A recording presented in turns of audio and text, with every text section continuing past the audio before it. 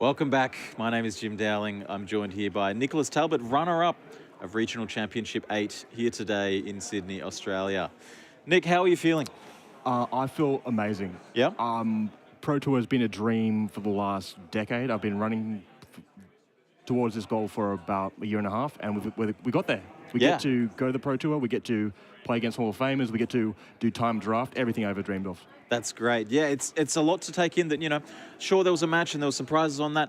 And for not winning that match, you get 2,500 USD and an invite to the Pro Tour. Sounds pretty good. Look, well, my opponent played very strong. Tom was really on top of it. He came with, I thought I had the Maverick deck today. Yeah. I thought no one's going to be playing Hollow One.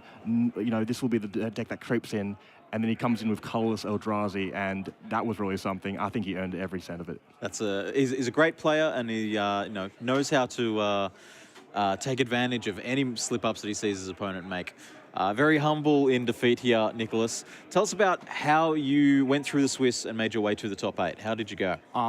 I had a first round bye, which is always the best first round. Easy 3 points, off we go. Then we just won 3 games in a row.